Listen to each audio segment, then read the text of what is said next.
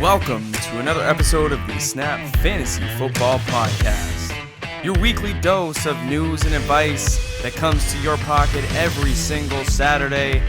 Holding it down, here we got Mac, Mark, Scott, and Landon. Enjoy today's show. Hey, welcome into the Snap Fantasy Football Podcast.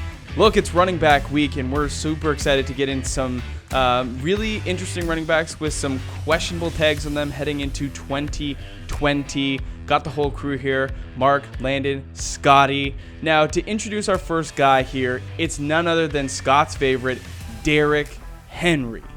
Now, Derrick Henry, if you've been a longtime follower of this show, you know that I haven't been the biggest fan of Derrick Henry. And 2 years ago, I told people not to draft him, and I am still taking victory laps on that. But my tune is changing, and we saw what Derrick Henry could do with opportunity, with workload. And in fantasy football, opportunity is king. So there's no denying that with him. I'm going to pass this one off to the resident Derrick Henry truther who's been through thick and thin. Scotty, why don't you take this and outline to the people what you project for Derrick Henry going into 2020? I'm so excited for this segment because, like you alluded to, King Henry has been my boy for so many years, and it's just been so much fun watching him turn into the player that I honestly believed just for years that he'd become. So he was the rushing title winner last year, had 16 touchdowns, over 300 attempts, 1,500 yards, 1,540 and change, and that amazing playoff run. His stock could not be higher. What I forecast for this upcoming season is a slight regression, but I'm predicting relatively the same. So what this means as far as my prediction for what fantasy owners should do is incredibly circumstantial. In redraft leagues, I see him finishing as a top 3 running back for fantasy purposes. He is, to me, a more sure thing than a lot of other running backs in the league because his situation at this point is looking literally the same as last year. They signed Tannehill to keep him with the Titans. They have the same coaching staff. To me, what they're saying is, we almost won last year. Let's do it again. Henry signed to a 1-year franchise tag of $10.2 million. There is literally nothing stopping Tennessee from running him into the ground. And on his side, he needs to prove that he is an elite back that is going to force some team to lock him up. Because as we've seen with every other running back who goes after big money, you really, really have to push the teams.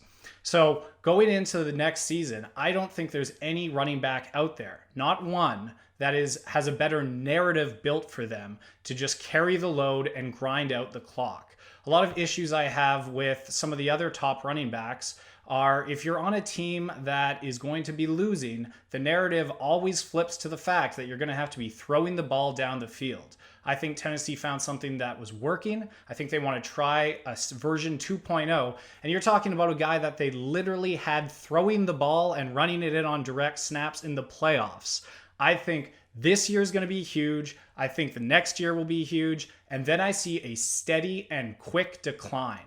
So if you're talking redraft, I say take him high. And if you're in a dynasty league and you have him, but you have nothing around him, you've got maybe a 2-year window to offload him at an absolute premium.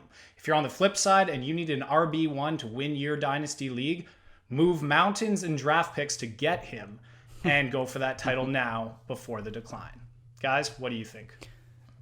So with Derrick Henry, just to give the people an idea of his contract situation, last week he signed his officially signed his franchise tender worth $10.2 million. So Derrick Henry will be part of the the plan in Tennessee for the foreseeable future.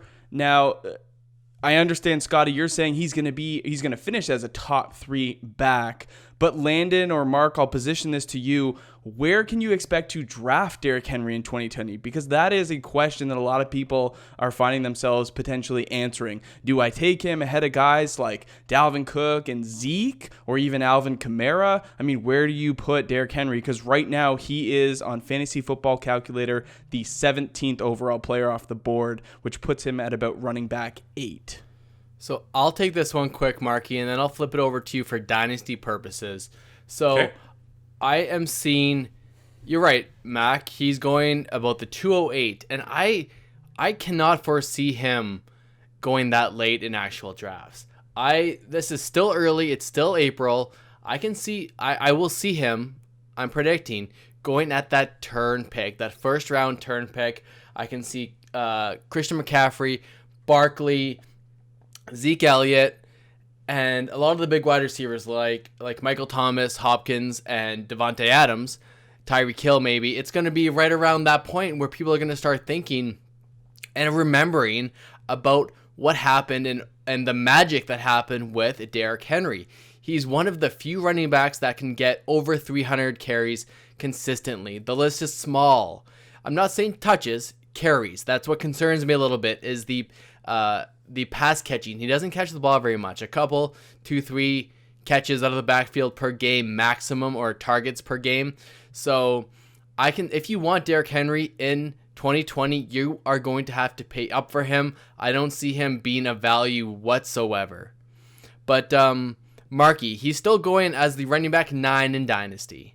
I'm curious to think, what is your plan for Derrick Henry? What do you foresee him doing? You have a championship caliber team with a lot of really good pieces, but this is one of the best sell high candidates there is. What are you thinking? Well, I agree, Lando. And just to kind of segue from your point on him being a pass catcher, he's a bit of an anomaly because he puts up the kind of fantasy numbers that big dual threat players will put up for you. He had epic performances just on the ground alone last year, whereas, he was only targeted 24 times. He caught 18 catches on the year and had 206 yards. And we know 75 of those came from a screen pass in week 1, I think, right?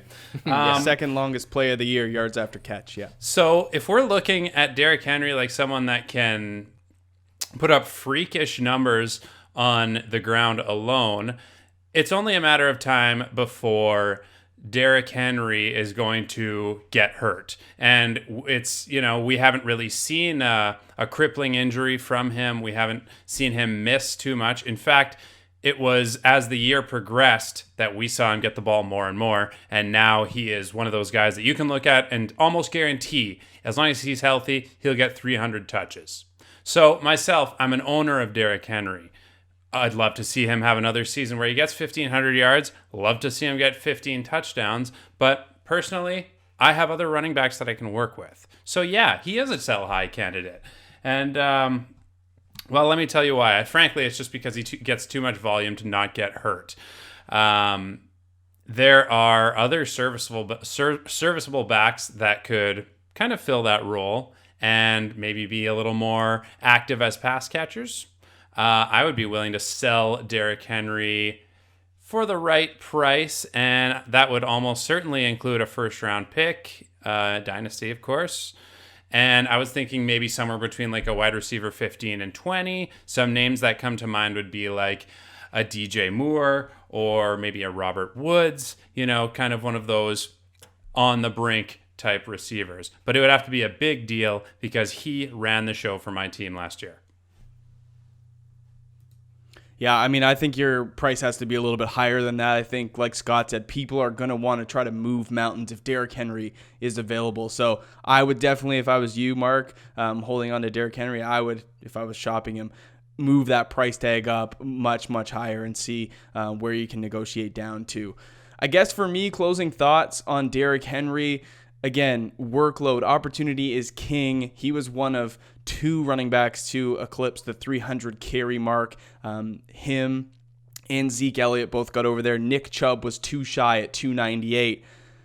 Look, I don't disagree with the guys here. I definitely think that Derrick Henry is in for another big year of opportunity, especially with Dion Lewis moving out of town. He really doesn't have a whole lot of competition in the backfield as of right now. If they make an offseason move or a move in the draft to get him a compliment or somebody else to potentially fill that role in the future, that's another story. But as of right now, Derrick Henry serves to be a locked locked and loaded running back 1 for 2020 fantasy. For me, if it's a standard league, Derrick Henry's in the top 3, definitely. If it's a half point or even a full point, he definitely moves down. His ceiling is capped by that pass catching work. Hasn't seen more than 24 targets in the last 4 seasons. But for him, one thing to note, year over year, his yards per attempt has gone up with a significant increase in carries. I'm talking 176 carries in 2017 for 744 yards. That's 4.2, all the way up to 303 attempts last year, 1,540 yards for 5.1, and 16 touchdowns to boot. Derrick Henry's locked and loaded, and I cannot wait to see how he continues to be utilized in Tennessee with that wonderful offense with Ryan Tannehill and A.J. Brown. Hopefully you guys are enjoying these running back videos. Upcoming next, we're going to have none other than Nick Chubb of the Cleveland Browns and potentially a little bit of Kareem Hunt talk in there as well. If you're new to the channel, make sure that you are clicking that subscribe button if you want to see more of us. If you're here for the first time as well, click that like button. I think that about 70% of you right now are seeing these videos and are either not liking or subscribing. So would really appreciate if you guys would just do one of those 2 things for us, and a comment goes a long way as well. Have a great week, and we will see you guys on Saturday. See ya.